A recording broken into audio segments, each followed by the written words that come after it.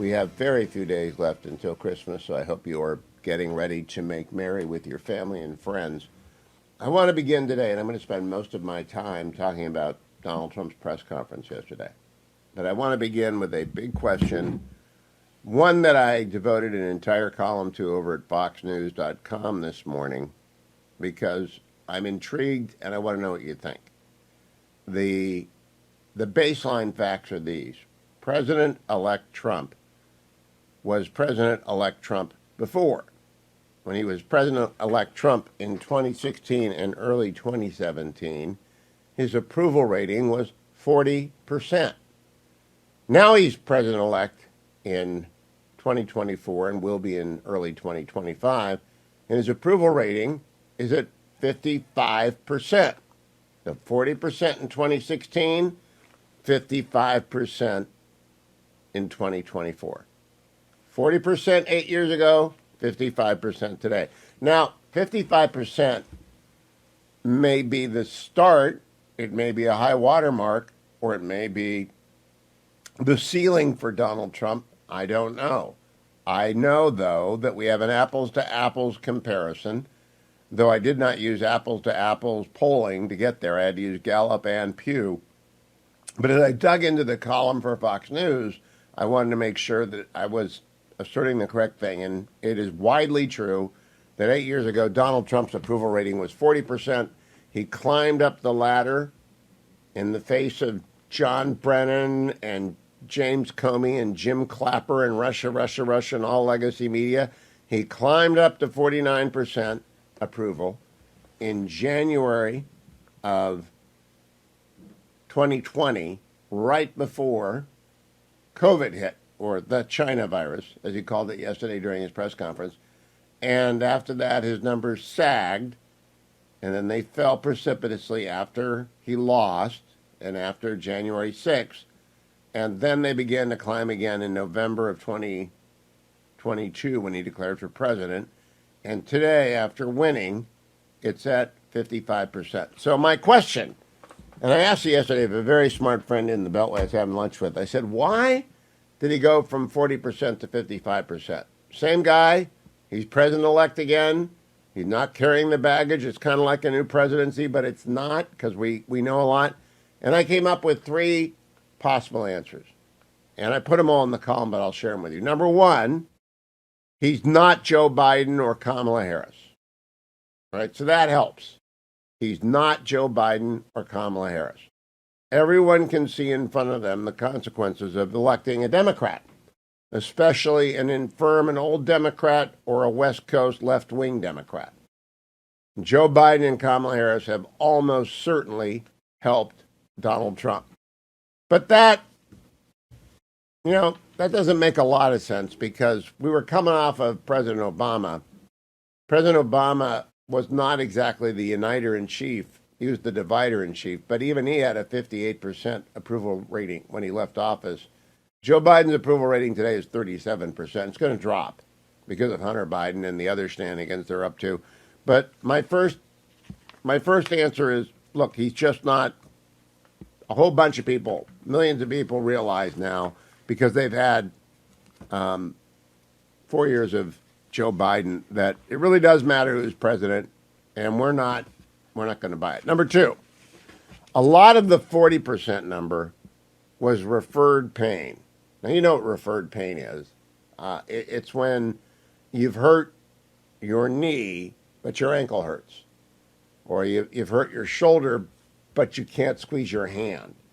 Or your neck hurts, and it's really because you're walking funny because you pulled your back. Referred pain is pain that is located somewhere not connected to the actual immediate cause in your body. It's referred from somewhere else. Well, America absorbed in 2016 a lot of referred pain from elite media, Manhattan Beltway legacy media. And more than pain, anger and fear. I was on the NBC News panel floor the night of election coverage in 2016 in 30 Rock. And the panel was myself and James Carville. We were the partisan commentators. Chuck Todd, Lester Holt, Savannah Guthrie, Tom Brokaw. And throughout the night, and indeed the early afternoon throughout the night, we were watching everyone expect, and it was widely regarded that Hillary Clinton was going to win. And the expectation was that Hillary Clinton was going to win. And everyone was certain she was going to win, and doggone it, she was supposed to win. Because these people in that room wanted her to win. I may have been the only person at 30 Rock who voted for Donald Trump. And I only did it on the day of the election. I waited until the last day, because I was on the fence. But I voted for him. There was that Supreme Court opening, the Neil Gorsuch justice opening. It was the Scalia seat, Justice Scalia. So I voted for him. Well, what I saw that night was the 5 stages of grief, beginning with anger and denial. And it just went on from there. And that anger and that pain and that shock, like a sound wave or a tsunami of noise, washed over the room and then left it quiet, and everyone was just stunned and mad. And that spread across legacy Manhattan Beltway media, and it never left. It got worse. It amplified. It grew in volume and intensity. And so that referred pain got in, and they were afraid. They actually persuaded themselves Donald Trump was either completely corrupt or was an autocrat, and that, I don't know what, they persuaded themselves to panic. And that panic got into the 40%. So people were afraid and stunned, and he's not Joe Biden. Those are the 2 reasons, but it's not the major reason. Yesterday's press conference actually embodied the major reason. Donald Trump is an optimist. He feeds on superlatives. He is a big character. He fills every room, and he genuinely believes he's the best person for this job, and he genuinely believes that America is a great place and that get out of its way and it will be fine and will boom, and the Trump economy will come back, and we'll dump the regs, and we'll extend the tax cuts, and we'll rebuild the military. He genuinely believes. And yesterday's presser, which was a tour de force, I hope you watched the whole thing. I watched the entire thing yesterday afternoon. I didn't watch it live. I watched it before I went on News Nation with Leland Vittert. And I thought to myself, this is really a man at ease with himself. He knows exactly what he's getting into. He knows exactly what he wants to do. He's very comfortable going after what he wants done. He's very comfortable criticizing people who get in his way and promoting people who help him. He's just absolutely persuaded that the country is going to have a great 4 years. Now, I don't know if we're going to have a great 4 years. I have been listening to Land of Hope by a wonderful professor. You know this book. If you're watching on the Salem News Channel, it's by Wilfred McClay. And it's probably the single best volume on America's story, Land of Hope. And I've been reading it because I'm going to teach it to my law students in the spring. And I have read before, and I'm rereading it and listening to it. Land of Hope is the fact that for all of its bumps and bruises, all of its scars and terrible history, America is the best place to be born in history. America 2024. You'd rather, if you could pick, hey, God, I want to be born in a certain place in a certain year. If you knew everything and you had to pick before 2024 and before, you'd say, put me down on planet Earth in December 2024. Because that's the greatest place in the world. In fact, that's the greatest place in history. And Donald Trump gets that. And it came through yesterday, and he's absolutely confident of his ability to get done what he wants to get done, and he knows of whom he speaks. He knows all the world leaders. He knows how he's already kind of getting loosened up in the bullpen, been throwing some warm-up over in France, been talking to Bibi. He's been meeting with all of the senators. He went to the Army-Navy game. He had Speaker Johnson on one side. He had incoming Majority Leader John Thune on the other side. Republicans are in control of everything. There is no Russia, Russia, Russia. He's not going to get ambushed again by Comey and Brennan and Clapper. He is in the saddle, and he feels great about it. And that is why his approval rating is at 55%. It helps not to be Joe Biden? Absolutely, 100%. It helps that the media isn't stunned and angry and trying to kill him in the first week. That helps. But mostly it helps because the American people see a confident, happy, upbeat president. And that's usually good for a few points. In this case, it's good for 15, from 40% to 55%. Justin Trudeau is the name of the new song by our friend John Androzek, who's really had it with Justin Trudeau, as we all have. And it's fallen apart even quicker than we thought. Now, I always say morning glory, bonjour, hi, because my in-laws are Canadian. They're naturalized Americans now. They got out. But they're Canadian, and like most Canadians, they're very wonderful people. And you run into a lot of Canadians in Michigan when I went to law school there, and a few of them would come across the lake. We were more easily defended than Michigan from Canadians, because in Ohio they had to it was a pretty long haul across Lake Erie, so they didn't come over too much. But there are a lot of Canadians in Detroit. They just, the bridge to Windsor, and people would go over to Windsor and they'd say, this is it, and they'd turn around. But I got nothing against Canada. I like to point out to my friend Russ that we did conquer Montreal and gave it back. So really, we might have an actual right to Montreal. Americans do. And Justin Trudeau has just been, they've been going crazy up there over Trump's joke calling him the governor of Canada. And Canada can be our 51st state. And it's pretty funny, actually, except he's taking it so seriously. Well, yesterday his finance minister quit on him. And on the day she was supposed to turn in the budget, it doesn't work. Nothing works in Canada. The Canadian government is a mess. So Justin Trudeau's having a bad day. And I want you to be aware of that. We're having a good transition with Donald Trump. He's having a bad day. Let's start with Donald Trump talking about the week he's had with Putin and Bibi. Cut number 2. Yeah, please. Jeff.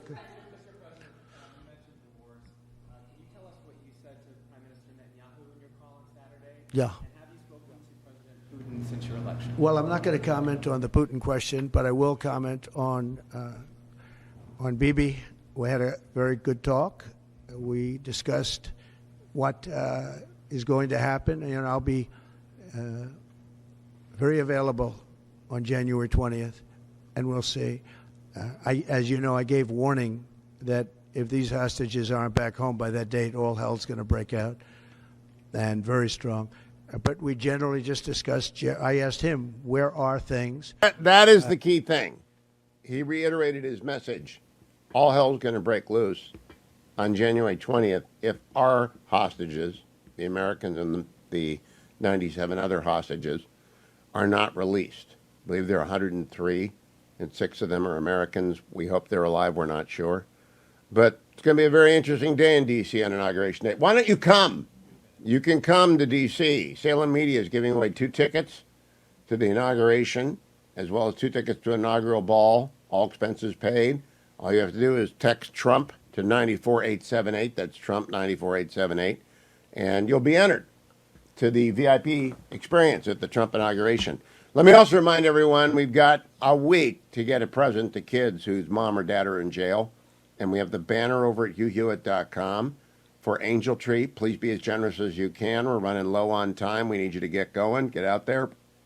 $30 takes care of a child at Christmas. And thousands of you have already given. Please be part of the second wave, the second thousands of people who have been meaning to do it, and you intend to do it, and you're going to do it today. The banner's at the top of hughhewitt.com. Please make a kid's Christmas. A Bible, a present, a note from mom or dad, and a connection to an Angel Tree. Volunteer. It's great. Joined now by Dr. Kevin Roberts, president of the Heritage Foundation. Good morning, Dr. Roberts. How are you? Man, I'm doing great anytime I'm with you, Hugh. Well, thank you so much. I love Dawn's Early Light, your brand new book. I've been talking about it for 2 weeks. Heritage Foundation, which Dr. Roberts leads, is a longtime sponsor of my program, and they often lend me a radio studio when I need one. But I didn't realize you were writing this when I saw you backstage during the campaign, Kevin Roberts. When did you decide? Because I thought you were all about Project 2025 and then having to fight off what it was and what it wasn't. When did you find time to write Dawn's Early Light? Well, a few years ago when I was leading the Texas Public Policy Foundation, I had this idea that as the new right was, of course, needing to be fused with the old right, putting together this new conservative movement that maybe I would have some ideas there that would be helpful. Actually, there are ideas, as you know, that you often talk about on your show. And so 3 years ago this month, when I became president of the Heritage Foundation, my new colleagues there suggested that I continue this project. We released this about 6 weeks ago. Sales have been good, but far more importantly than sales is the encouragement that I think a lot of Americans have gotten from this book, which is to say this: elections matter. Obviously, they have consequences. There's good public policy that will flow from this election victory.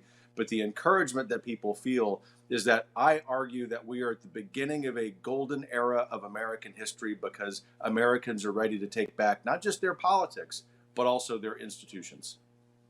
Kevin Robert, you might be right. I want to cover a lot of things with you that jumped out at me from Dawn's early light. I want to go to the most important one first. Page 231, quote, "I was not always a China hawk. Like most conservatives, I thought most U.S. policy towards China should be one of friendly competition."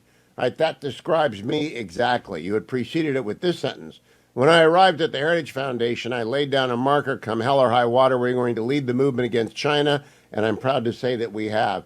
So, Dr. Roberts, we have all traveled the same road, the Nixon road. We thought it was going to be great when Bill Clinton said, "Come on in to the OECD," or whatever it was he was invited into in 1992. He joined, and then China broke all the rules and we're screwed. Do you think the country gets it now?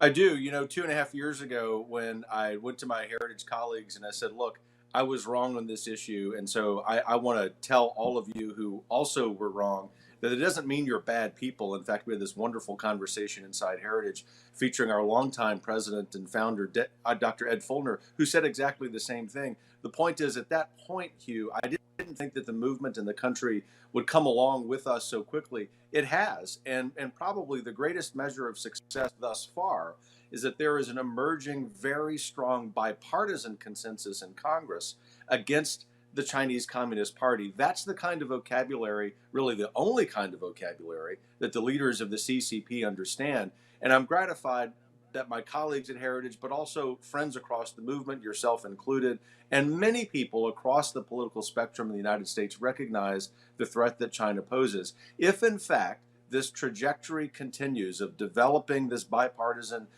consensus against China, then I'm optimistic that we're going to defeat them in every way imaginable.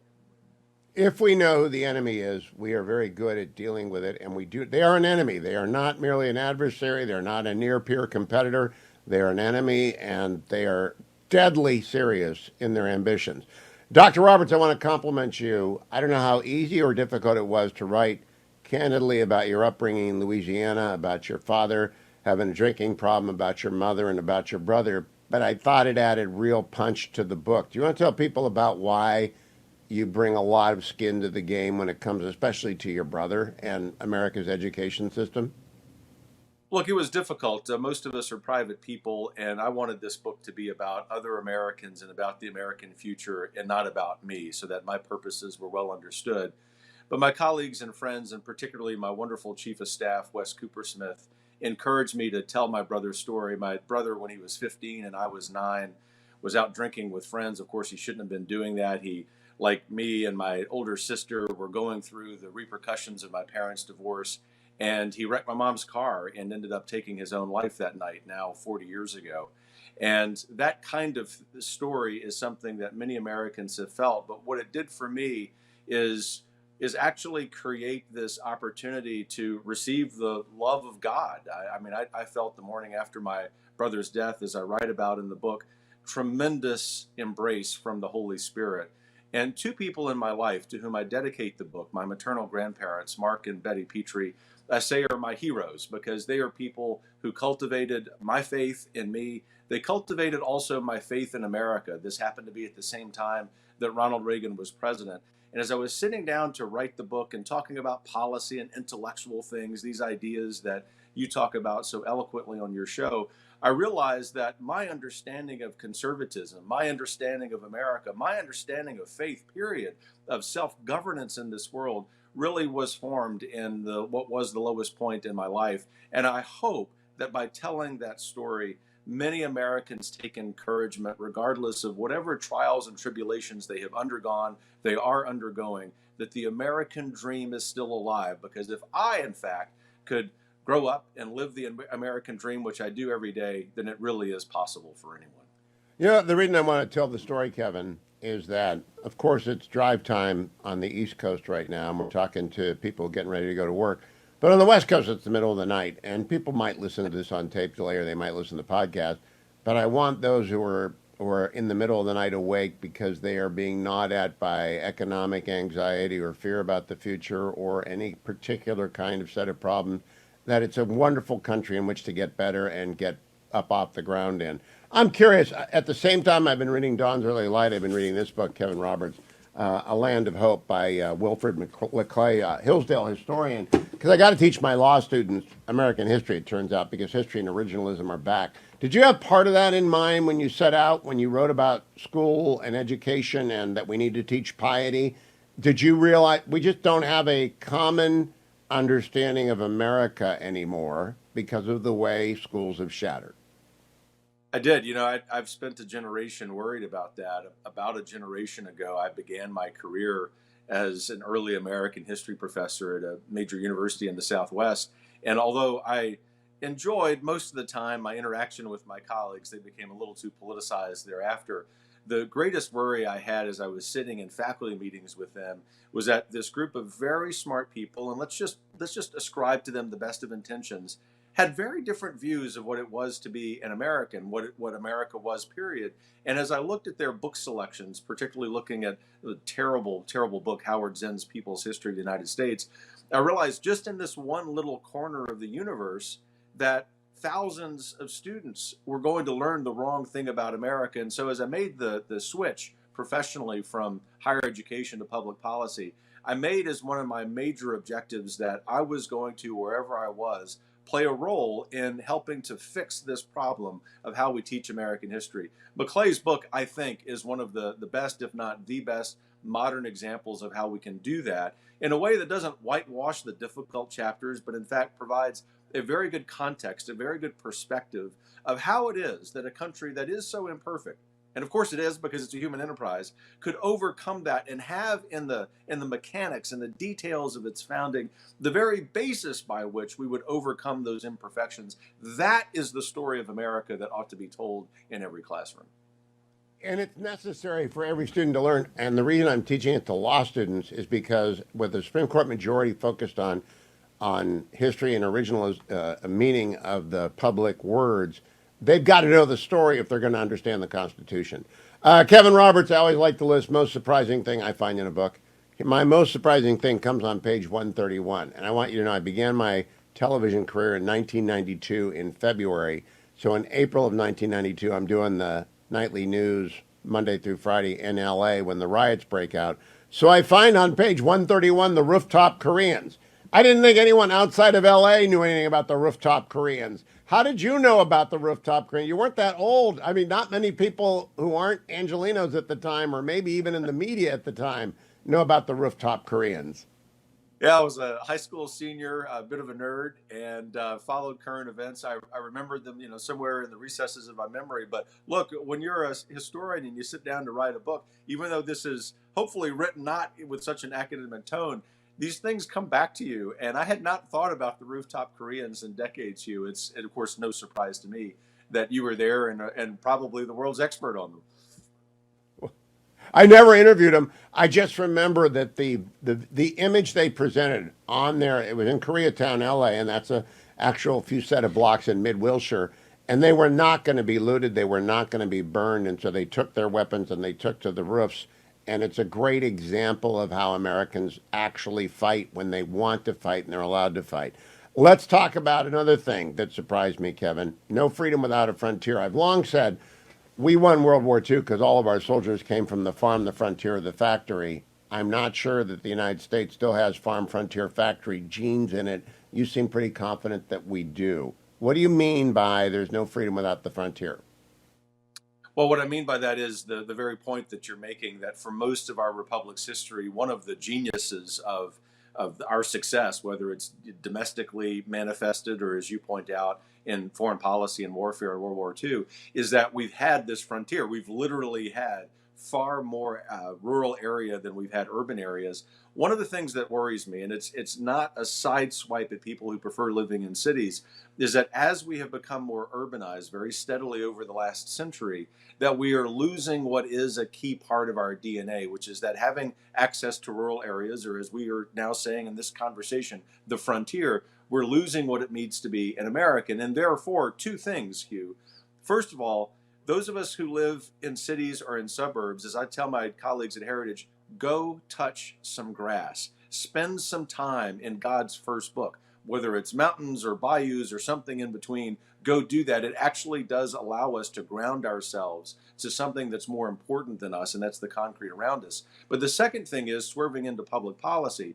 Even though I'm always going to be skeptical of using federal government for bad ends, I think we ought to think in public policy how we can inspire Americans to resettle some of these rural areas. I don't think that that's necessarily answered by rural broadband, although that's a good conversation. It's actually something more meaningful, which is to say we have to revitalize Main Street in the United States if we want to revitalize the American dream.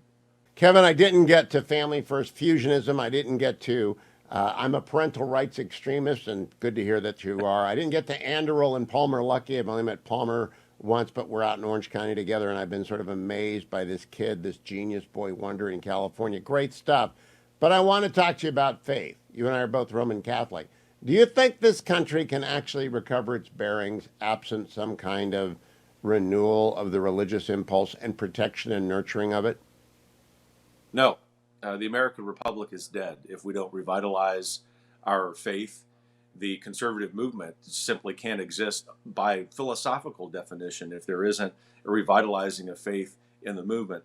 By the way, while there are challenges in both of those, certainly headwinds, given the decline of religiosity, not just by Americans writ large, but even by people who are right of center politically, I do see that in this next generation, as we search for a greater meaning that sometimes is challenged by technological innovation, that ironically we're going to find it. I also see real specific individual localized examples of this kind of revitalizing of faith.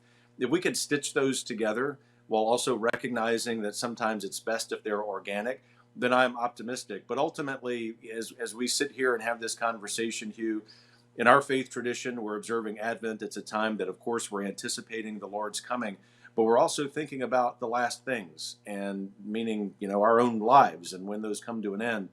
We need to be thinking about the last things of this republic. I happen to think that we ought to be optimistic about that, not just because of the outcome of the election, but because of the priorities in terms of public policy that President-elect Trump is articulating. We have to understand, however, to sum up here, that politics and policy are not the end-all be-all. If we are not, as I talk about in the book, actually having some introspection about our own lives, our own virtue or lack thereof, and also how we're living out those lives of virtue in our local communities, then no election is going to save us. If we recapture that soon in the United States, then I'm hopeful about our future. Last question, Dr. Robert. We can't be libertarians. I tell people that we really just can't be libertarians. Otherwise, you end up with no ordered liberty. You end up with the modern manifestations of evil are everywhere: pornography, gambling online, all that kind of stuff.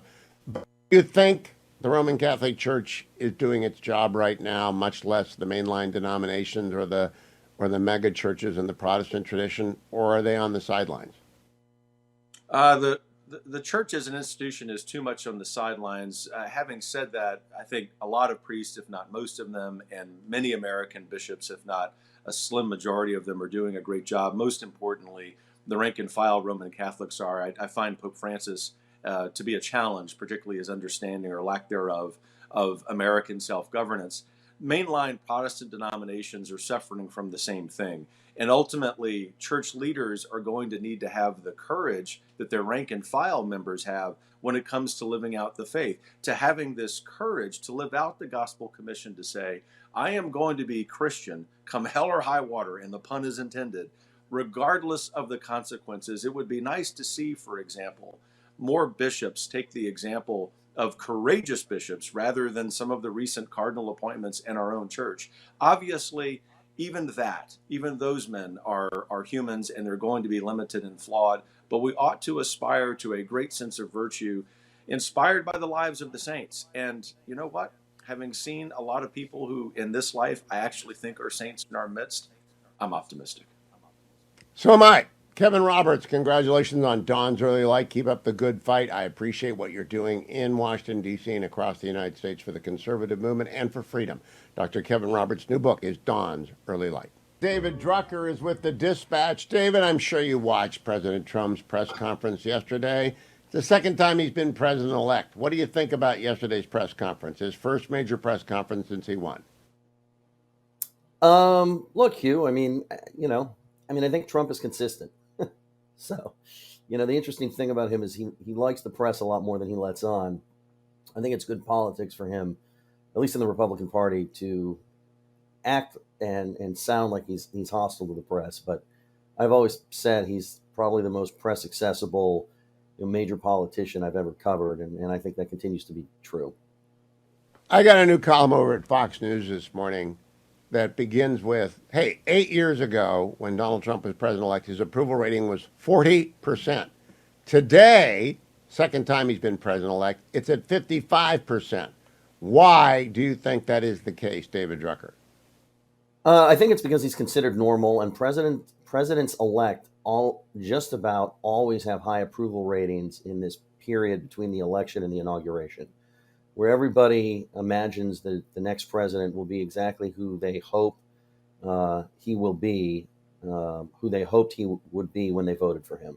When Trump won the first time, he was a shock to the system. His behavior, his rhetoric was all a shock to the system. Nobody much liked him other than his base. They just particularly did not like Hillary Clinton, and there was a huge desire for change. And there's a lot that he did right in the campaign. I've written about that, but people just didn't like him all that much. They've gotten used to him. So there are still people that don't like him, obviously, but people have gotten used to him. And there's one other factor, Hugh, and this is something we kept running into during the campaign this time around, which is they've memory hold all of the parts of his first term that they didn't like, particularly the pandemic, and they remember all of the things that they did like in terms of how well the economy was doing and things of that nature before the pandemic hit. It's a really interesting phenomenon. Yeah, I also point out that he's not Joe Biden. Reason number one, he's not Joe Biden, he's not Kamala Harris. Yesterday's press conference was the first full, vibrant, fun, people yelling at the president press conference that we've had since Joe Biden became president. They just never let him do that because he'd get confused and upset. Trump is like a conductor of a band, and it's the difference, the side-by-side is so striking. Or am I wrong? Well, look, there could be something to that. I remind everybody, we've seen this, look, you've done this longer than me, but I've done it now long enough to know that once a president starts governing, people have opinions, and either they're going to like what you do or they're not going to like what you do.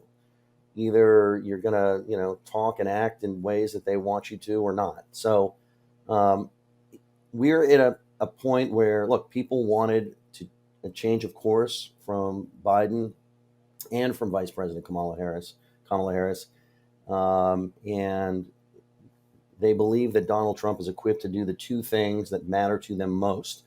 He was very transparent with a whole bunch of things, but the things that people keyed in on were fix inflation and fix the border. And if he does those two things, David, they'll probably tolerate all of the other stuff that he does, but those are the two things that matter. And right now, they're still hopeful that he can do it, and he may very well do it, and they will then be happy. those are sort of subpoints beneath this big overarching objective. Federalist 78, Terry Eastland, the late Terry Eastland, good friend of mine, titled his book, Energy in the Executive. That's what Hamilton said we needed more than anything else was energy in the executive. I think Trump embodies energy in the executive, especially in contrast to Joe Biden. Do you think he does? Well, look, as a matter of personally, Trump, the way Trump operates is a huge contrast with Joe Biden in that regard. But voters also care about where you put those energies. right? I mean, Joe Biden had many deficiencies, and his age and all of that was a huge problem. But the bigger problem is, I thought, was his pullout from Afghanistan, inflation rising on his watch, mismanaging the border. They might have put up with the age and the lack of energy if they had liked the things he did when he did exhibit energy. And that's a huge thing with voters, is deliver for me on things that matter, especially the reasons why I elected you. They elected Joe Biden because they wanted to restore confidence and normalcy, and it's ultimately the last thing they got from him. And then that made an issue of all of the other problems with him. And so it will be for Trump. If he does what people elected him to do, he's going to have a lot of latitude. And if he doesn't, then it's going to be death by 1,000 cuts. I hope he just keeps doing press conference after press conference like yesterday. Americans like to know that there's somebody at home and they're not named Joe Biden or Kamala Harris. David M. Drucker on X, thank you. Go read him at the Dispatch. Follow him on X at David M. Drucker. Follow me to hour number 2, America. I do have this presidential press conference. First, I'm going to talk with Byron York, and then I'm going to go through it with you because it's really an extraordinary display of agility, mental acuity, of command of issues, and of knowing your own mind. And we haven't had that for 4 years, and boy, it's a relief to have it back. Byron York joins me. Byron, of course, is with the Washington Examiner, is a Fox News contributor as well, and he and I did a quick hit with Larry Kudlow last week. That was kind of funny to me, Byron, because Larry always runs long. If you're the last segment on Larry Kudlow's show, be prepared to be brief. Are you well attuned to that? I am totally well attuned. It's like a Larry trademark. Okay. Yeah. Much better to be very early in the show. Yeah. Well, I want to start with a basic question, proposition. I write about this at Fox News today. 8 years ago, the first time he was president-elect, exactly 8 years ago, Donald Trump's approval rating was 40%. Today, it's 55%. Now, I offer 3 reasons for that jump, the Trump jump. What's your best guess why, Byron York? Well, there are a few reasons. First of all, at the press conference yesterday, the best line of the whole thing, and it was long, he says, yeah, the biggest difference is that people want to get along with me this time. I mean, he's noticed a real difference. And I think the difference is he was president, he left, he was succeeded by a really, really bad president, and a lot of people are glad to see him back. Yeah, that's my first argument. He's not Joe Biden. And in fact, yesterday, we haven't seen a press conference from a president like that since Trump was president, right? Joe Biden couldn't do that. No, not possible. And Kamala Harris couldn't do that. No, and she didn't do that. I mean, she could have done that during the campaign sometime. You know, just at some point in a campaign or a political exercise, when the politician wants to tell the press that he or she can handle anything, they'll hold a press conference and they'll answer everything. I mean, I remember this. Almost all of them have done a press conference where they get to the end and like people are not asking questions anymore. They'll say, "Anybody got anything else?" You know, and then the press relaxes a little bit. I think they feel like this person isn't trying to hide from them, and they'll answer any questions or entertain any questions. And you know, Trump was like that yesterday.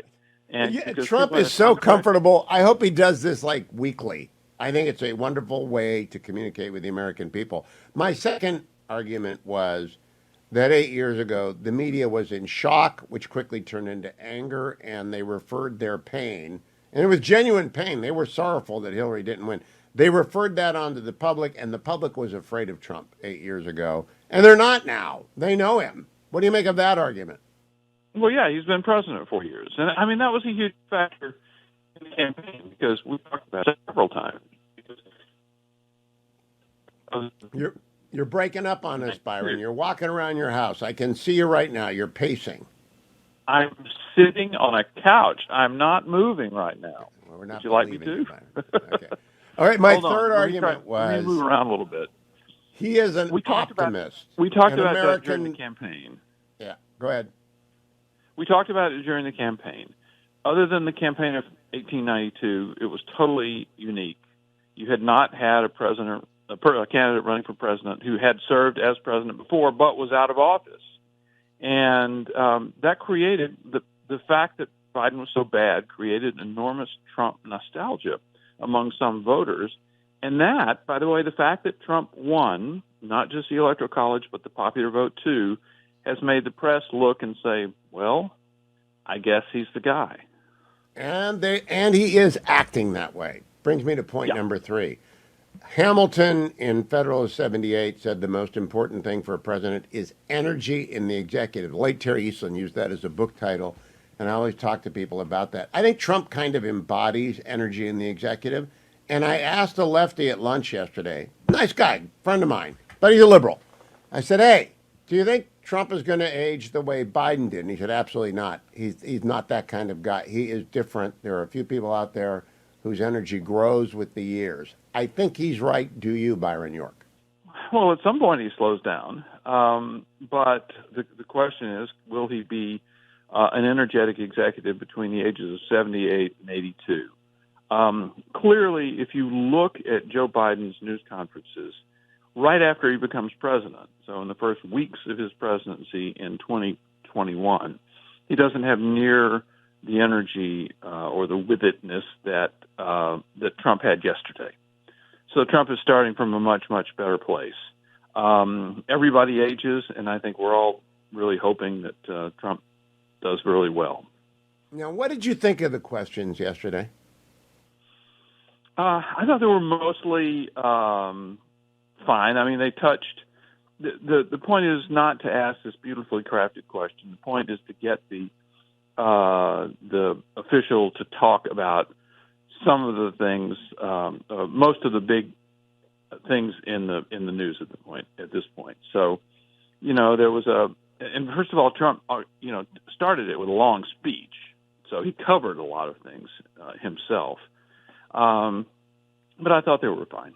Yeah, well, I'll tell you what I thought. The resting face of legacy media is to try and gig Trump.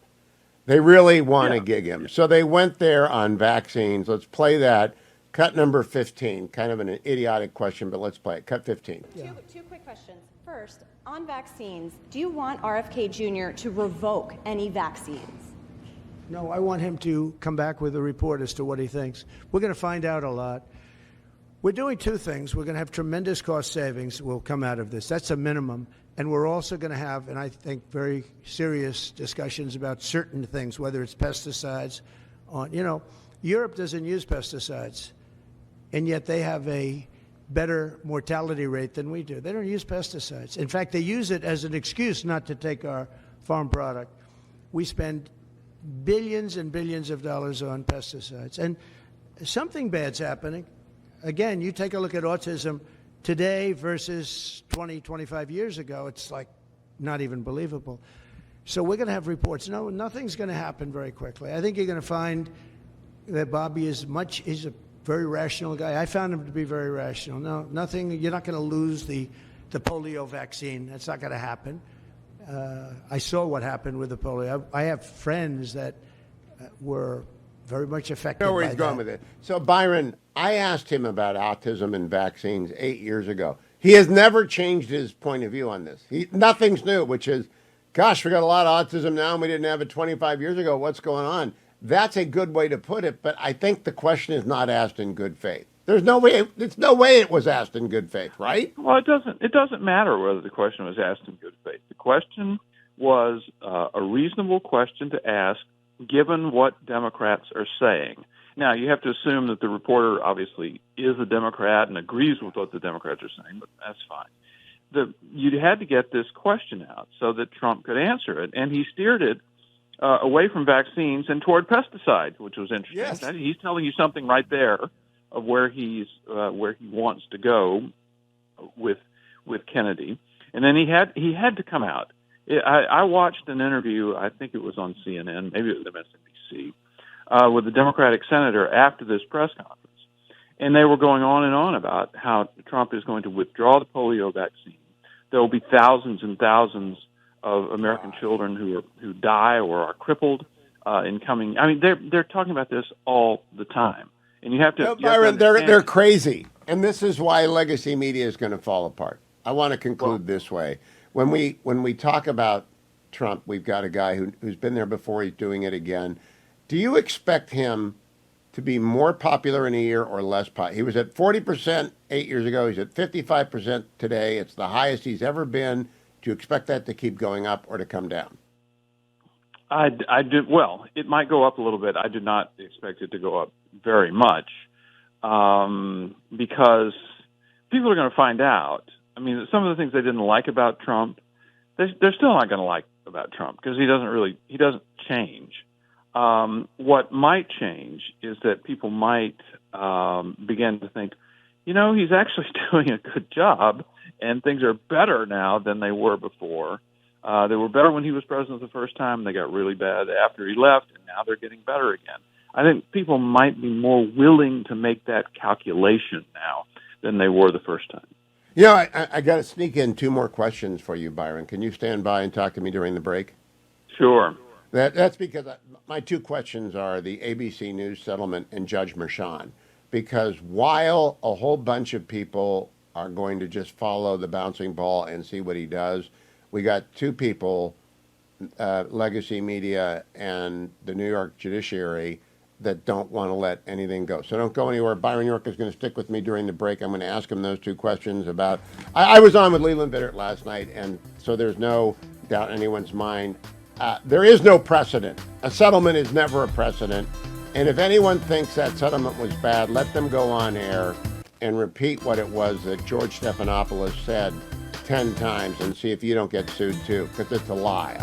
The ABC News settlement, Leland Biddert asked me on News Nation last night, what do you think about this? I said, it's not a precedent, it's not an alarming thing, and he played a clip of Brian Stelter talking to Jim Acosta, and I almost laughed, because nobody was watching that clip to begin with, given their ratings. But number two, they wouldn't repeat what Stephanopoulos said, because they don't want to get sued either. Do you think there is any question of alarm out there? Because the hand-wringing has been something to behold. Yeah, I think that, first of all, Trump has filed a lot of lawsuits over the years, some of them against media organizations, and they've always been thrown out. So I thought they all expected this to happen with the ABC suit. And I think the explosion of anger, first shock and then anger, inside the press, came from this feeling that, sure, we can make mistakes sometime, but basically we get to say whatever we want about Donald Trump, and he has no legal recourse, none. We're protected. And all this showed was that, there's some things you can say that you might have to pay a legal price for. And, I went back and read the transcript of this Stephanopoulos interview, where he said 10 times that Trump had been found liable for rape. And the jury specifically ruled that he was not liable for rape. That they had the E. Jean Carroll had failed to prove, even by the low standard in effect for that trial, that he was liable for rape. So it was just something so obviously false and repeated over and over and over again. And also, by the way, when there was a storm afterwards, ABC could have corrected. I mean, this happened on March the 10th of this year. They had, I believe the lawsuit was filed 9 days later.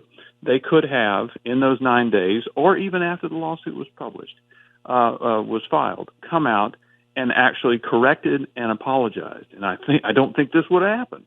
Now, Byron, I want to end this way. You and I do a lot of media. Sometimes we do it together. I have never once been afraid of being sued for defamation. And I've been doing this for 35 years. I've never been sued for defamation. I say harsh things about people. It's not that hard to avoid the New York Times v. Sullivan standard of recklessness and disregard for the truth. Have you ever worried about being sued for defamation?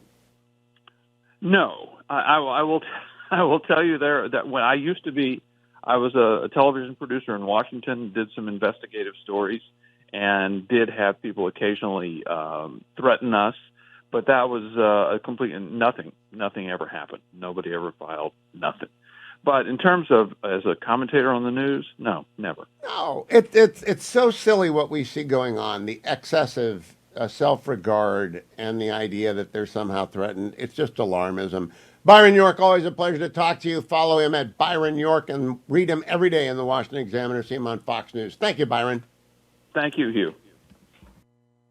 I'm going to play for you the second part of my conversation with Byron York after the break, because we talked about the ABC settlement, which is what I did with Leland Vittert last night on News Nation. But the file of that got corrupted on Grabian, so I can't play that for you. Let me begin by checking the market for you, brought to you by AmericanFederal.com, AmFed, gold, coin, and bullion, American Federal gold and bullion, coin and bullion, AmFed, coin and bullion.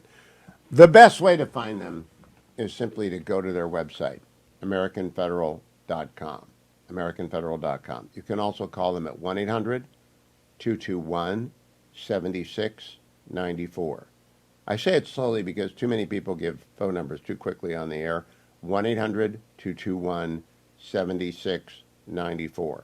Everyone who is buying gold as a Christmas present for somebody else ought to do it with Nick Grovich and his team at American Federal, because it's very straightforward. Here's the cost of gold today, and the spot market this morning is $2,655, down a little bit from yesterday. But here's the spot today. Wire me your money. Get me a cashier's check, or send me a check and I'll clear it once I have cash. Here's what we're going to charge you based on how much you're going to buy in terms of commission. Very straightforward, very honest, very, very good at getting done and getting your order in and executed. You know, I have a advisor in California, Richard, and Richard is my money guy, and I called him up yesterday, and I got out of Microsoft. I went into cash yesterday. I think the market is pretty frothy. The only stock I own now is Palantir, which I've owned for every year until I booked the CTO last week. Then I sold it when he had been off the show. I bought it back because I like Palantir. It's the only stock I own now. I'm just very leery of where the market is, but that shouldn't mean you don't buy gold. In fact, when markets get this high, a lot of people hedge buying gold. If that's you, call Nick Grovich. 1-800-221-7694. Let me also remind all of you, if you want to come to Washington, D.C., it's cold, but maybe it's going to be bright and sunny in January.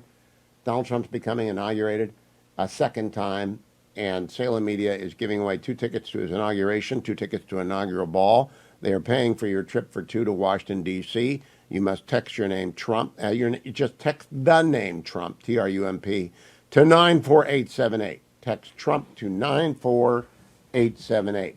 Let me talk to you a little bit about Angel Tree. More importantly, let me play for you a clip from an Omaha television station talking about Angel Tree, the banner for which is at HughHewitt.com. Please be generous. Listen to this. It's a struggle, knowing that we can't be there for the ones that we love the most. But Prison Fellowship's Angel Tree program allows these dads to send their love home at Christmas. Actually, I had pictures that she was opening the presents. For these fathers, it's not as much about the gifts, but the message they send to their kids. It's something that it's come from Dad. Pretty amazing to see her getting presents from her dad, knowing they're from me. Reporting in Omaha, KETV Newswatch 7. That's what Angel Tree does. And it's not very complicated. They bring Christmas to the lives of children whose mother and or father are behind bars. And $30 makes that happen for one kid. The list is endless, right? We can't possibly serve every child in America, but we're trying. And Angel Tree is everywhere. And Prison Fellowship's been doing this a long time, and they're very good at it. All you have to do, it's tax deductible. You can also text my name, Hewitt, to 717-767. Some people like that. I prefer the banner at the top of HughHewitt.com. Or you can also do the old-fashioned thing. Call them 888-206-2764, 888-206-2764. I hope you're having a great run-up to Christmas. We're getting close. 8 days left. Please don't forget your Angel Tree donation over at HughHewitt.com. Byron York stuck around with me a little bit earlier today so that we could talk about the hysteria in the media. I did this last night on Leland Vittert's show on News Nation because we've got Jim Acosta talking to Brian Stelter how the world is ending because ABC Disney realized that they had defamed the former president through the mouth of George Stephanopoulos, and they gave him $15 million. Here's that conversation with Byron from earlier.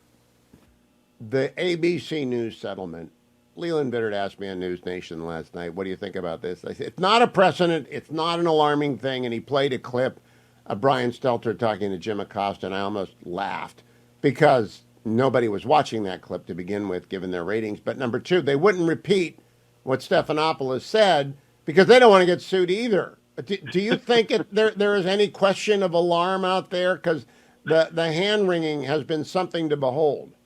Yeah, I think that, first of all, Trump has filed a lot of lawsuits over the years, some of them against media organizations, and they've always been thrown out. So I thought they all expected this to happen with the ABC suit. And I think the explosion of anger, first shock and then anger, inside the press came from this feeling that, sure, we can make mistakes sometime, but basically we get to say whatever we want about Donald Trump, and he has no legal recourse, none. We're protected.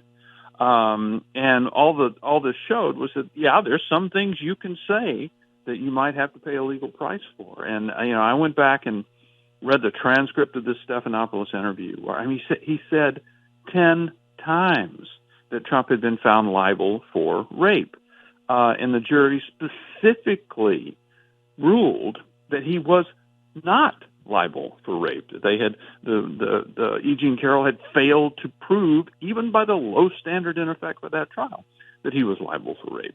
So it was just something so obviously false and repeated over and over and over again. And also, by the way, when there was a storm afterwards, ABC could have corrected.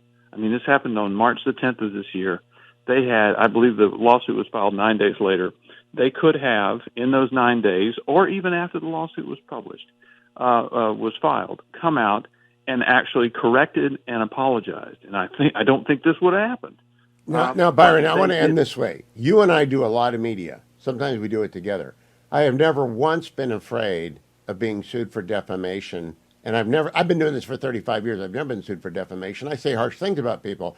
It's not that hard to avoid the New York Times v. Sullivan standard of recklessness and disregard for the truth. Have you ever worried about being sued for defamation? No, I will tell you that when I was a television producer in Washington, did some investigative stories, and did have people occasionally threaten us. But that was a complete nothing. Nothing ever happened. Nobody ever filed nothing. But in terms of as a commentator on the news, no, never. No, it's so silly what we see going on. The excessive self-regard and the idea that they're somehow threatened. It's just alarmism. Byron York, always a pleasure to talk to you. Follow him at Byron York and read him every day in the Washington Examiner. See him on Fox News. Thank you, Byron. Thank you, Hugh. I will. Actually, Harley will post the entire Byron York interview, both segments, over at YouTube. I hope you subscribe to my YouTube channel. I really do. Hope you follow me on X at Hugh Hewitt, but you subscribe to the YouTube channel because every day I put up, or Harley actually puts up, between 4 and 6 excerpts from the show. Highly Concentrated Hugh is my podcast, which comes out later in the day, which is most of the show.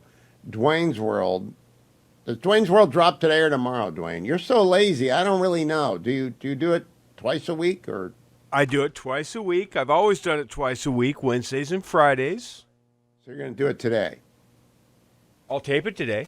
Are you going to talk to John Campbell today? No, I don't talk to John Campbell on Tuesdays. Okay, I want to know if he's coming back as a regular guest since we're moving to the afternoons on January the 13th. He wants to come back. He wants to guest host again now. Well, of course he does, because it's late in the afternoon, and I'm all for that. John was a fabulous guest host. He was such a fabulous guest host that our founder wanted him to become a board of director member, and John's too lazy to do that. He just likes to opine now. He doesn't really like to work very much anymore. No, he sits around, and it's not good for his weight. Have you told him about myphdweightloss.com, by the way? Who, John? Yeah, I think he's getting a little puffy. He's not really puffy. John's a little puffy. MyPhDweightloss.com, 864 644 1900. That's 864 644 1900. You don't think he's puffy? I don't think he's puffy. I think he's full of himself sometimes, but he's well, not puffy. Maybe that's what I'm confusing. That MyPhDweightloss.com will not help with that, will it? What, ego? Yeah. No, it doesn't help with ego. All right. But it does help if you want to lose 50 pounds like Dwayne did. 864 644 1900. That's 864 644 1900. Now I want to go and play for you my favorite part of yesterday's press conference. It's 6 minutes long, but it's my favorite part. Cut number 4, Donald Trump on Iran.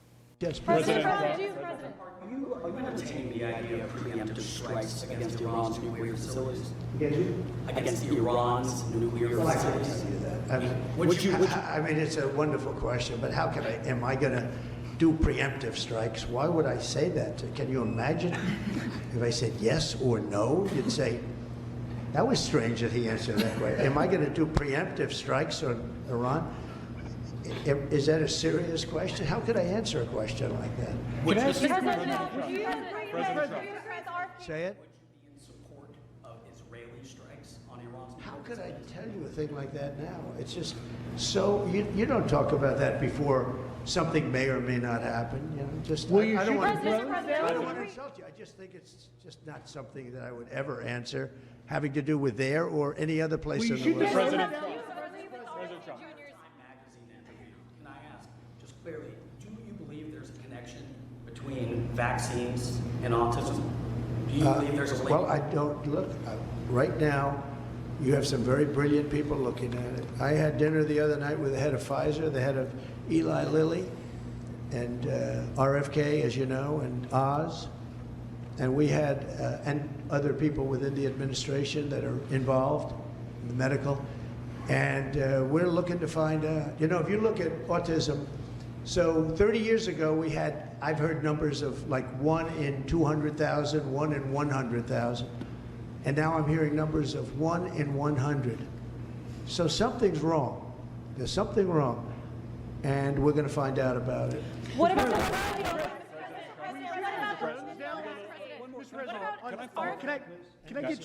Can I follow up on Robert Kennedy? He's on the Hill today. He's meeting with senators. What do you say to people who are worried? I wanted to play the Iran question. As for autism, I went to my Google machine. The number of children diagnosed with autism spectrum disorder has risen consistently and dramatically since the 1990s. There's no single reason for this shift, but several changes are likely behind it. Actually, we don't know, and I would like him to investigate this. I would like to know what is going on here. There are lots of theories. I ain't a scientist, and I ain't going there. I don't know. I know that it deserves a serious look. I do not think it's vaccines, but it will get a serious look. We also got a drone question. Thank God somebody asked Trump about the drones. Cut number 13. Can you comment on the drones that are flying around New Jersey ports? It seems like the American people have a big disconnect. The government knows what is happening. Look, our military knows where they took off from. If it's a garage, they can go right into that garage. They know where it came from and where it went. And for some reason, they don't want to comment. And I think they'd be better off saying what it is. Our military knows and our president knows. And for some reason, they want to keep people in suspense. I can't imagine it's the enemy, because if it was the enemy, they'd blast it out. Even if they were late, they'd blast it. Something strange is going on. For some reason, they don't want to tell the people, and they should, because the people are really, I mean, they happen to be over Bedminster. Will you shoot them down? They're very close to Bedminster. I think maybe I won't spend the weekend in Bedminster. I've decided to cancel my trip. You see, Trump is completely relaxed, and we haven't had this for 4 years. Every time Joe Biden spoke, you kind of leaned forward and you worried if he would A, topple over, shout at you, whisper, be incoherent. Then Kamala took over, and it was just pablum spread out like wet cement on a new street.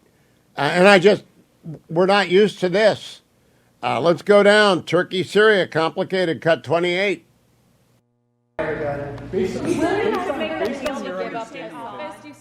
You said that you could make that deal before you take office. Do you still think you could make that deal? I'm going to try. Will you ask Putin to give up Assad? Well, I hadn't thought of it. I think we have to get on with our lives. We'll have to see what happens. But right now, Syria has a lot of, there's a lot of indefinites. Nobody knows what's going to happen with Syria. But I think Turkey is going to hold the key to Syria, actually. I don't think you've heard that from anybody else, but I've been pretty good at predicting. I want to thank you all, and we're going to make America great again. Thank you very much. I think I've been pretty good at predicting. Turkey's going to hold the key. By the way, he's right. Turkey does hold the key, and that's good. Turkey doesn't like Iran. That's good. Turkey's in NATO. That's good. Erdogan is an Islamist. That's not good. Erdogan hates Israel. That's not good. They were getting close to kind of getting back. Turkey and Israel used to be very tightly connected when it was more secular than Islamist. But Erdogan is a shrewd character. He's not looking for an argument with us. There was a bit of information in there that I like. Cut number 18. Cut number 18. That Ambassador to Japan will be George Glass. Is that your final decision? Highly respected man. That's right. Highly respected. I love George Glass. I love him. I got to meet him last year. Spent a weekend with him, playing some golf. He's a good golfer, very devout Catholic man. Great fun. Kept me posted on things and he will be great for Japan. It's our most important non-nuclear ally. All right, our number one non-nuclear ally is Japan, because they are closest to our number one nuclear adversary, China. And we need Japan to keep doing what they're doing, which is building up their military quickly.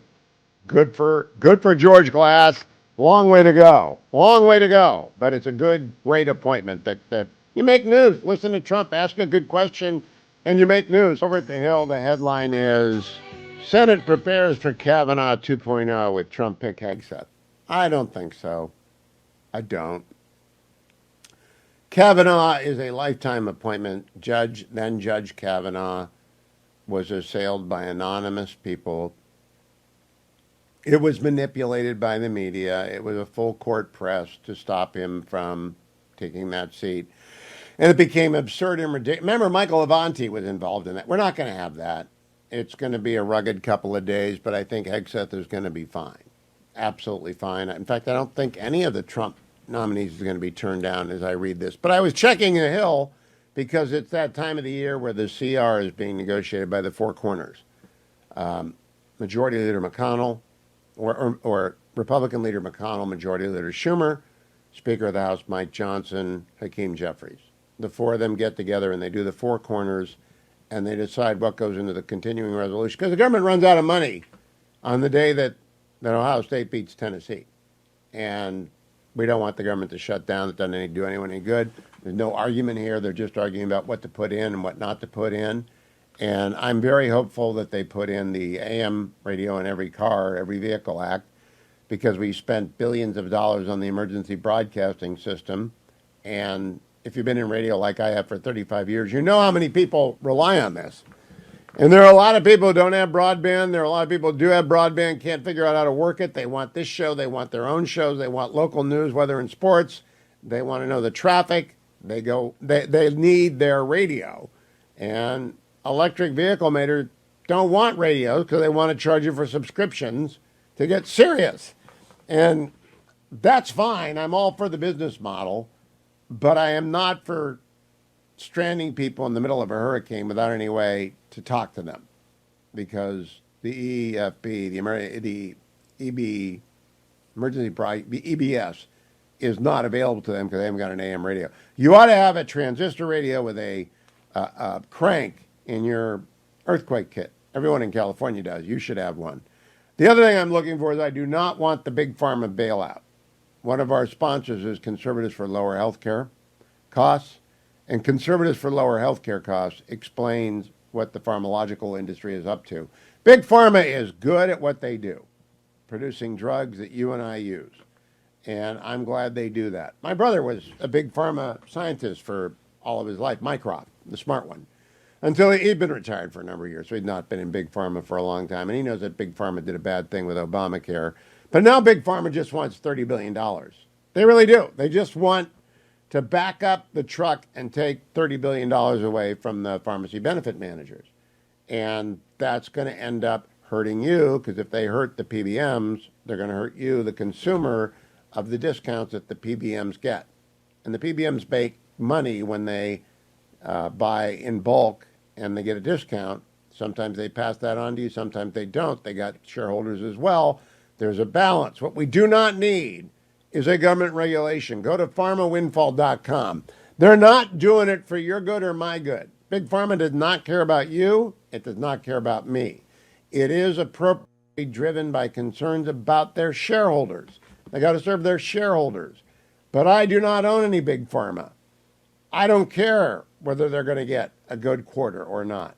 They made a lot of money from Obamacare. They made a lot more money during COVID. They don't need to have another windfall. PharmaWindfall.com. Head over there and find out about it. Let me conclude this hour by playing for you again the Oklahoma television station reporting on Angel Tree. Play that for me, Adam, would you? You know, knowing that we can't be there for the ones that we love the most. But Prison Fellowship's Angel Tree program allows these dads to send their love home at Christmas. Actually, I had pictures that she was opening the presents. For these fathers, it's not as much about the gifts, but the message they send to their kids. It's something that it's come from Dad. Pretty amazing to see her getting presents from her dad, knowing they're from me. Reporting in Omaha, KETV Newswatch 7. I want to thank KETV Newswatch 7 for doing a story on Angel Tree. I wish every network did a story on Angel Tree. It's one of those things that happens because of the good people of the United States who go to their church patios. Now, Prison Fellowship is a Christian organization founded by my old colleague and friend Chuck Colson. And Chuck Colson had no idea that long after he had gone to heaven, his work would continue. Prison Fellowship continues to boom, change lives. Nowhere more than in the lives of the children of prisoners. So please head over to the banner at the top of HughHewitt.com. It says, change a child's Christmas. And you really do. And we have 8 days left. All you need to do is give $30 or $60. Maybe you can only afford 10. I get that. The banner works for 10. Whatever you want to give, please give over at HughHewitt.com. You'll find the banner at the top. Not even a Steelers fan can miss it.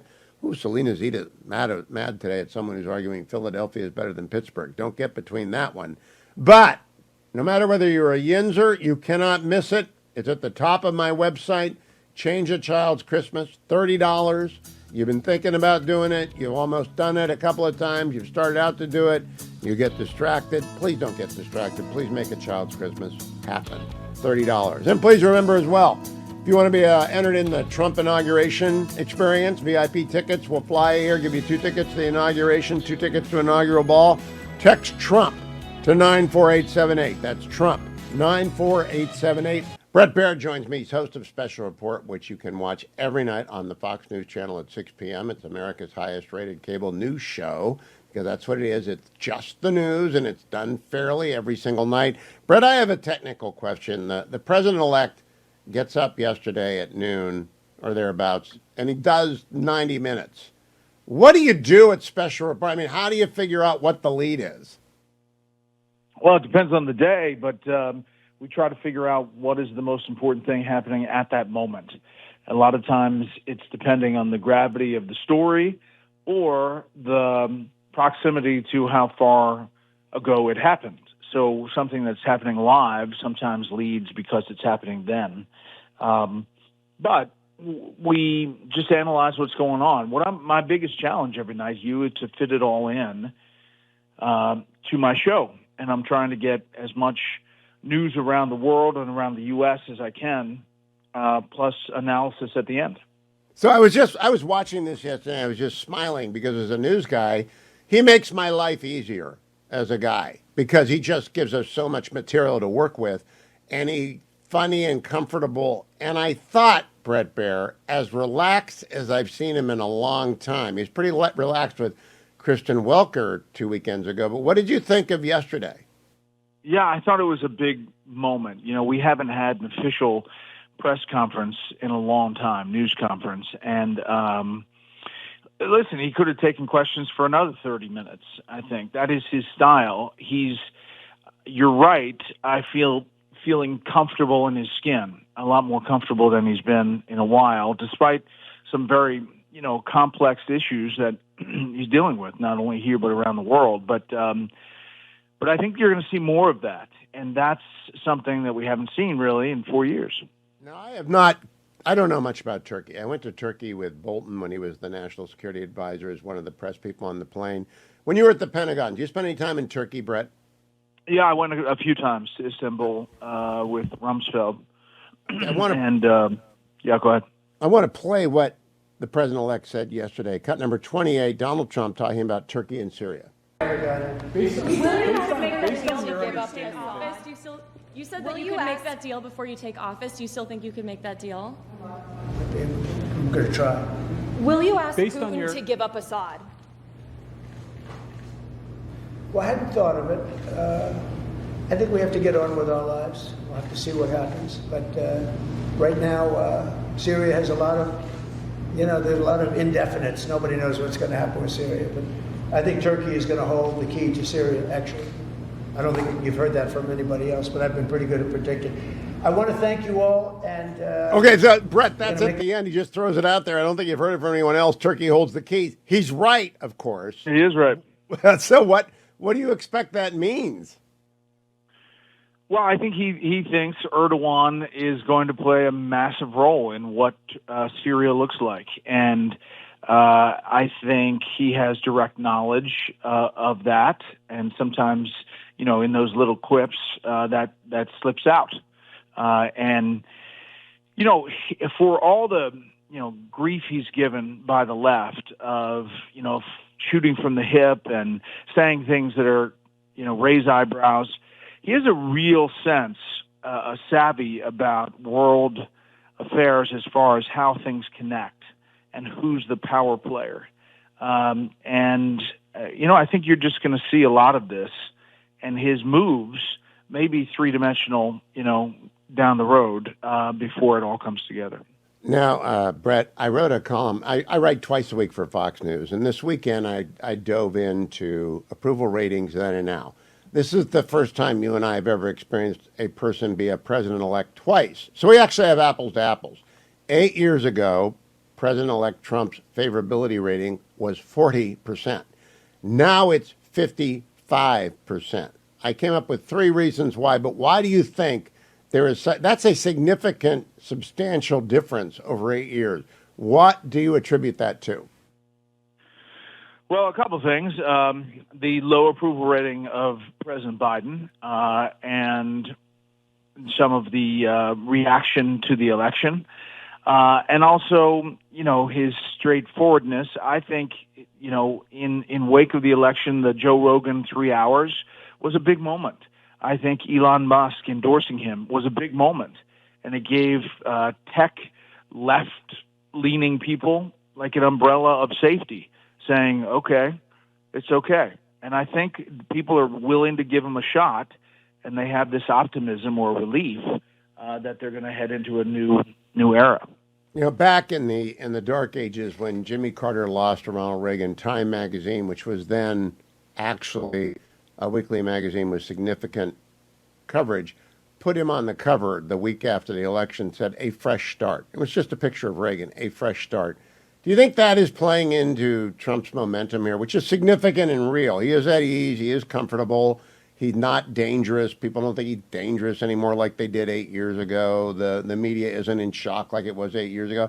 But he's pretty upbeat and an optimistic people, and I think generally we like that in our presidents. Yeah, I think so. And I think that there's a sense that the economy is going to take off. And I think there's a sense that there's going to be this relief when it comes to energy, and there's going to be a little bit more power plays when it comes to foreign policy.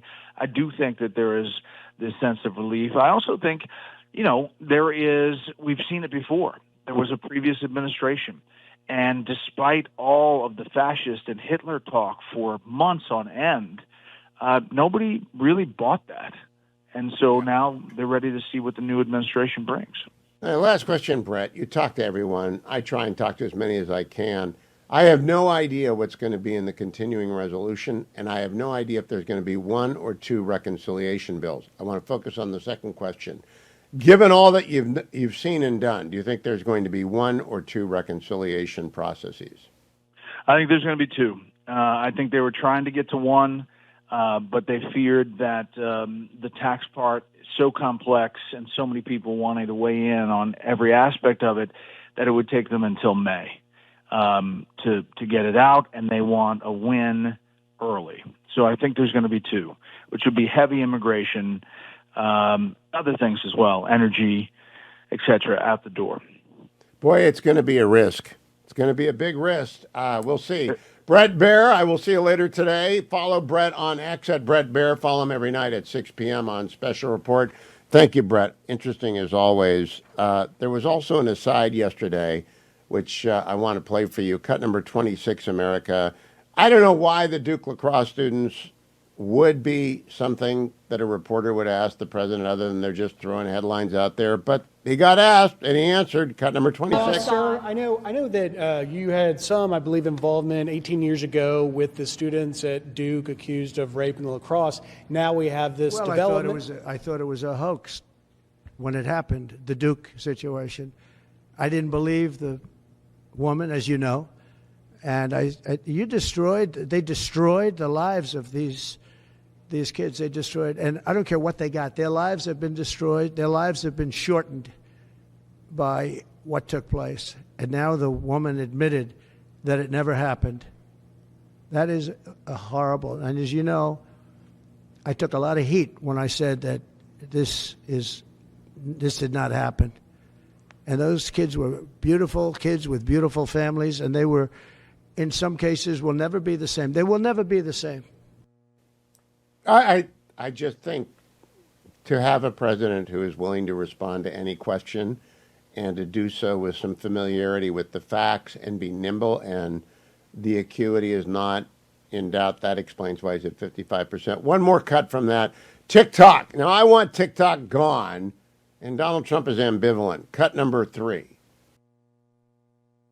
President, how do you plan to stop the ban on TikTok next month?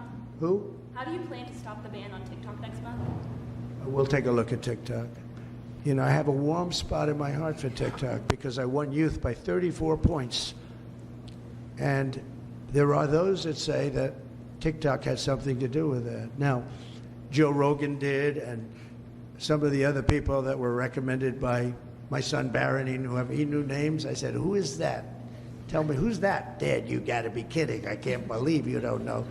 And I did those interviews, and it was actually sort of cute. Do you want to know the truth? But we did them, and that had an impact. But TikTok had an impact, and so we're taking a look at it. But, you know, we won youth. Republicans are always 30 points down in youth. I don't know why, but we ended up finishing. There was one poll that showed us down about 30. We were 35 or 36 points up with young people. So I have a little bit of a warm spot in my heart, I'll be honest. Well, I'm going to talk with Tom Cotton at the bottom of the hour. We got to snuff out that warm spot. It's okay to repeat. All they have to do is sell it to an American company. We just don't want ByteDance to own it. I hope you're in the Christmas mood already, America. I certainly am. I hope you're having a wonderful December and gathering with family and friends. Donald Trump is back, and he's enjoying himself. And he got a question about the defamation lawsuit settlement on Sunday, where ABC and Disney paid him $15 million. Cut number 22, the president at Mar-a-Lago yesterday. Could you just comment on, I want to expand on the defamation lawsuits. Could you see moving that to other people with individual platforms, social media influencers, people that... Or newspapers, yeah. Yeah. Yeah. Oh, I do. I think you have to do it because they're very dishonest. We need a great media. We need a fair media. We need, it's very important. And we need borders. We need walls. But we need borders, and we need fair elections. You look at California, millions and millions of ballots were sent out. They're still counting the vote in California with the machines. They're counting the vote. If you had paper ballots, the votes would have been counted 4 weeks ago, 3 weeks ago. Now, you need fair elections, you need borders, and you need a fair press. And the press is, no, I see others. I have a few others that I'm doing. I'm going to, as an example, I'm doing this not because I want to. I'm doing this because I feel I have an obligation to. I'm going to be bringing one against the people in Iowa, their newspaper, which had a very, very good pollster who got me right all the time. And then just before the election, she said I was going to lose by 3 or 4 points, and it became the biggest story all over the world because I was going to win Iowa by 20 points. The farmers love me, and I love the farmers. And it was interesting the way she did it. She brought it down 2 weeks before. She said I was going to only win by 4. That was a big story. But that was good because she brought it down from like 22 points to 4 or whatever the number was. Way up. An easy win. Never even thought to go there. I respect them. I love them. And they understand there's no reason to go there because she brought it from way up, walk away, which it was. And it turned out to be in the election, too, by the way. It was a win by many, many points. And then she brought it down very smartly to 4 a couple of weeks before. And everyone said, wow, that's amazing. He's only up by 4 points. Then she brought it down to where it was down by 3 or 4, whatever number she used. And that was the Des Moines Register. And it was their parent. And in my opinion, it was fraud and it was election interference. You know, she's gotten me right always. She's a very good pollster. She knows what she was doing. And she then quit before. And we'll probably be filing a major lawsuit against him today or tomorrow. Well, he did file that lawsuit. I want to give you the numbers. He is right. Ann Seltzer called Iowa would go to Kamala Harris by 3 points. She did it 2 days or 3 days before the election. It was a real shock to the system for those of us who were saying, what? Is there a major... This was after the Puerto Rican insult comic joke, and nerves are all jangled at the end, and no one knows what's going on. Well, Donald Trump won Iowa 56 to 42%. So not only did he not lose by 3, he won by 14. So she was 17 points off. So Donald Trump has brought a lawsuit against the Des Moines Register for election interference. I don't actually know that he has standing to do that. You're not defamed. It's not a defamation when someone says you're going to lose an election. But I'm sure what they would like is toehold into the discovery process and the emails. And what they probably did was they served a lawsuit as well as a retention letter, a demand for retention of records. It'll be interesting. We'll see. But the ABC settlement, not a precedent. Just don't slander people. Don't defame people. Remember, if you want to go to the Trump inauguration experience, text Trump, Trump. Text his name to 94878, and Salem will pay for you and a friend to come to D.C., get you 2 tickets to the inauguration, 2 tickets to inaugural ball. All you have to do is text Trump to 94878. Don't forget our Angel Tree as well. Angel Tree is over at HughHewitt.com. $30 makes a difference on Christmas morning for one more child. Can you spare $30? Joined by Senator Tom Cotton of Arkansas. Good morning, Senator. Are you betting on Ohio State or Tennessee this weekend? Good morning, Hugh. It's good to be back on with you. I think the SEC is going to clean house as usual, so put my money on Tennessee, one of the victims of the Razorbacks this year. Well, I'm going to just say we're going to give him the Arkansas edge and allow him to do that. Go out and get his book anyway, 7 Things You Can't Say About China. It will not be delivered, but you can give it for Christmas. Right? I mean, you can get the gift card. You just print it off and hand it to someone, Tom Cotton, and say, Sure, here's your book. It's a gift that keeps on giving for another 6 weeks until it comes out in February. That's it. That's absolutely it. Now, I'm so glad to get you. You're going to be chairman of the Senate Intel Committee as Senator Rubio's going over to state, and you are the chairman of the Republican Conference. So you will probably be able to tell us, what are the drones, Senator? I wish I could, Hugh. You're right that I've been on both the Intelligence and the Armed Services Committee for 10 years. I will be the chair of the Intelligence Committee. And the briefings we have received on those committees about this matter are as unsatisfactory as everything you've seen from the White House at their briefing podium. And it's not just drones in New Jersey. You've probably seen the news, Hugh, that there have been numerous drones over, for instance, Langley Air Force Base in Virginia, where we have some of our most advanced fighters. The Pentagon cannot explain what's happening there or a plan to stop it. That's why I've introduced legislation in recent months that would both make clear the lines of authority in the military for protecting our airspace, and a bill that would allow state and local law enforcement agencies to down drones if necessary to protect, say, sporting events like this weekend's Tennessee-Ohio State game, or NFL games, or Major League Baseball games. It's just another example, Hugh, of how the Biden administration has fallen asleep at the switch. Now, Senator, I wasn't worried about this until they showed up over Wright Pat in Ohio. And now you tell me they're over Langley, which is way south in Virginia. It's not Langley CIA, it's Langley Base, which is in Southern Virginia, but Wright Pat is in Dayton, Ohio. Has anyone briefed you? Because Mayorkas comes out, and that's like the least credible person. He might be a wonderful guy, but he has absolutely got the lowest credibility of anyone not named Joe Biden. Does anyone tell you anything? Yes, Hugh, we have received briefings, although you might put air quotes around the word briefing, because, again, the contents of those briefings are as unsatisfactory as what you see from the White House podium in public. The administration cannot tell us where these aircraft are originating, what they're doing, whether they pose a threat, or who in the government is responsible for taking them down.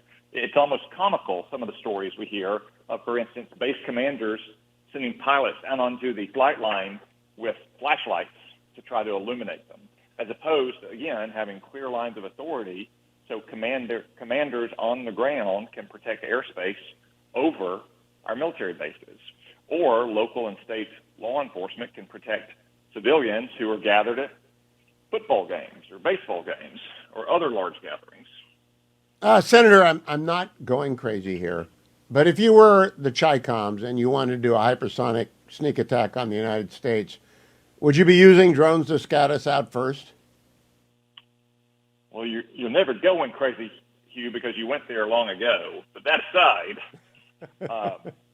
I would say that most of these drones are probably hobbyists or pranksters or innocent explanation. But the next time, it could be one carrying sarin or VX. Or it could be using sensitive technology to collect signals from around military bases. So it's not something that we should just laugh off or treat as innocent. It's something that we need to get to the bottom to, and the Biden administration needs to give clear answers. And even if there are innocent explanations, it's the kind of thing that is done to numb and dull one's senses and make one complacent. You see this constantly in the Taiwan Strait, yes, where Chinese communists consistently stress Taiwan's air defenses by flying sorties around Taiwan. For that matter, they do it in and around Japan as well. It puts a strain on Taiwan's Air Force because of the operational tempo that Taiwan has to respond. But one day, it may not just be a sortie. It may not be a training exercise. It may be China going for the jugular, but because it's been happening for years, again, one's senses might be dulled. The same thing you can see happening here. Thousands of drones could fly innocently in America. It only takes one to have some kind of weapon on it. You know, Senator, years ago, Fetching Mrs. Hewitt's grandfather testified before the Senate, and he said, Japan's going to attack us. That was in 1940. FDR got mad and fired him. They had to recall him because he was right. Name is Joe Tosick. Do you really worry that these drones, that we don't know what they are? I think we know what they are and we're not telling people, but if we don't know what they are and they could carry sarin, I hadn't thought about that, I'm legitimately worried. So what do you think? What's more worrisome, that we don't know or that we know and we're not saying? Well, Hugh, I can tell you that both of them are worrisome. From my standpoint, I can assure you that I don't know, and there aren't many people in Congress who would know if I don't know. And now it's possible the administration knows, and they're not telling us, even on the Armed Services Committee and classified briefings or on the Intelligence Committee, which is worrisome as well.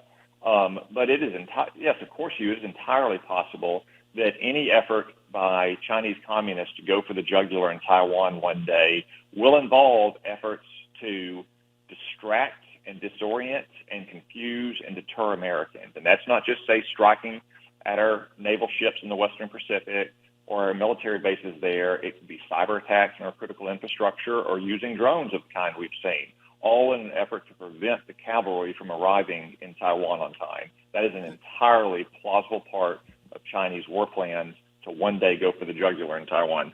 Senator, you are now a member of the Gang of Eight, or maybe you aren't yet. Are you yet a member of the Gang of Eight? I will not be until the new Congress on January 3rd, but at that point I will be.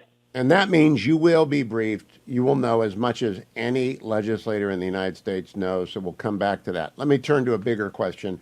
I wrote for Fox News today, and I went back over the weekend, did my deep dive into the research. 8 years ago, when he was president-elect for the first time, Donald Trump's favorability rating was 40%. Today, it is 55%. To what do you attribute the Trump jump? Because that's pretty significant.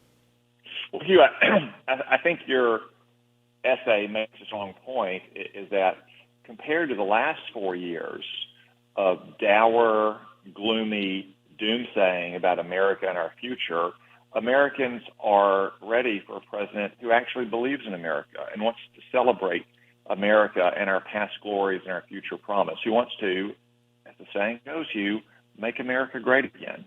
I mean, remember where we were 4 years ago with Joe Biden and Kamala Harris coming in saying that America is systemically racist and that we need to atone for all of our past sins, and demanding that to do so we spend trillions of dollars on boondoggles that don't reflect the priorities of most working Americans, versus Donald Trump, who says we're going to get the price of groceries under control. We're going to put more money in your pocket after we cut taxes. We're going to secure our border. That's what the American people elected President Trump and a Republican Congress to do. That's what we intend to do at a time when we are going to project the pride and the confidence that all Americans have in our nation, as opposed to focusing and obsessing, as the Democrats did 4 years ago, on what a terrible, rotten, awful place their country is in their mind. I think this energy in the executive matters. The press conference yesterday was great. Let me talk to you about your side of the aisle in the Congress. Incoming Leader Thune has told me he thinks it's going to be two bills, meaning budget reconciliation processes. First one for the border, the defense buildup, and some other things. The second one for taxes. Is that what you think is going to happen, Senator Cotton? It seems to be moving that way, Hugh, but I can just tell you that whether it's one bill or two bills or 10 bills, we're going to get this done next year. We are going to provide President Trump the money that he needs to secure our border and deport violent and criminal aliens and aliens who have overstayed their visas and have a final order of removal. We are going to rebuild our military. We're going to unleash American energy production to get costs down for everyone. And, of course, we're going to extend and improve the Trump tax cuts from 2017. So however that happens, we're going to get all that done in addition to confirming President Trump's great nominees and hopefully getting some support from Democrats on working on other measures as well, like passing the anti-Semitism bill and passing the sanctions on the International Criminal Court that Chuck Schumer refused to bring up in a vote this month in the Senate. So however it all comes together from a process standpoint, I'm confident the next year is going to be a very, very robust legislative year for Republicans in the Congress. Last question for you, Senator. I know that we've got Pete Hegseth is going to be a great Secretary of Defense. I think he's got the votes. I think he's going to get confirmed. Given who he is and his background, what set of skills are you looking for in the Deputy Secretary of Defense? Well, I do think that Pete has done well in all these meetings and laying out an agenda of reform for the Department of Defense that needs to get back to focusing on basics, focusing on warfighting. The deputy is going to be needs to be someone who is aligned on those things, someone who can take Pete's priorities and run with them, probably someone who's going to be given his own set of issues as well, as Pete focuses on one set of core problems, and maybe the top 4 or 5 priorities, which is about as much as any secretary can handle. The deputy focuses on a handful of others, maybe procurement reform, getting off-the-shelf commercial technology into the Department of Defense, reducing the cycle time and the throughput in our defense industry so we can actually produce the amount of weapons we need to stop China from going for the jugular in Taiwan. So it's to be determined how they'll break those responsibilities up. But I think that Pete's going to have a strong deputy. He's going to have a strong team at the Department of Defense, and I'll look forward to working with all of them. I think the key word there is procurement reform, and I'm glad you said it. Thank you, Senator Tom Cotton. His brand new book, 7 Things You Can't Say About China. 7 Things You Can't Say About China can only be ordered at Amazon, but you can always wrap up that order form and give it to someone who's got an interest in China, because the sender actually knows about which he speaks when it comes to the Chi-Coms. Remember, 7 Things You Can't Say About China is available for ordering. Give that for Christmas, and then you'll give a gift twice, because it will show up in 4 weeks or 5 weeks, and then someone will say, oh, yeah, X sent that to me. That's a good thing to do. Don't forget as well, if you are coming, if you would love to go to the inauguration and you've never had any idea how to do it, well, we have a contest. Salem Media is going to give away a trip for two, along with 2 tickets at the inauguration, 2 tickets to inaugural ball. You need to text the name Trump, Trump, to this number, 94878. Just text Trump to 94878. Also a note, please do like and follow Highly Concentrated Hugh, my daily podcast. I'm going to get people ready when I move to the afternoons in January. A lot of you are going to be lonely in the morning. Chris DeGaule's going to be great. But if you need the Hugh fix in the morning, not much that happens after 6 and before 6. So just download and follow and like Highly Concentrated Hugh. I hope you enjoyed today's program. I have neglected to mention to you that the Cleveland Cavaliers won again last night in Brooklyn. They beat the Nets 130 to 103. And I went and looked at the stat sheet during the break. And I have to just tell you, I know some of you aren't Hoops fans, but Donovan Mitchell only scored 18, which is a lot of points, but it's only 18. Darius Garland only scored 11. Jared Allen only scored 12. Evan Mobley only scored 21. And how do they get to 130? Well, they're all in double digits. Isaac Okoro scored 12. George Niang, the minibus, scored 17. Karis LeVert scored 19. I mean, they're an amazing team. They're 23-4. So I'm in a good mood, even though I'm actually kind of happy about the Browns being this bad. If you're going to be bad, be really bad. Be in the top 5. That's the top 5 of the draft. They need a left tackle, they need a tight end, they need a running back, and they need a second-round quarterback that will run the Stefanski offense, which is boring and effective. They're not going to fire Kevin Stefanski or Andrew Berry. I believe Jimmy Haslam. You just can't start over. They've got it together. They had a good plan. They departed from the plan. They took a big swing. That's okay. I'm taking a big swing. We're moving to the afternoons. And I wanted to take a moment here. I'll be on from 3 to 6 in the East Coast, noon to 3 on the West Coast, which means no interference with the signal from coast to coast. Because AM radio, I've got AM and FM stations. I'm also on the Salem News Channel. You might be watching me right now.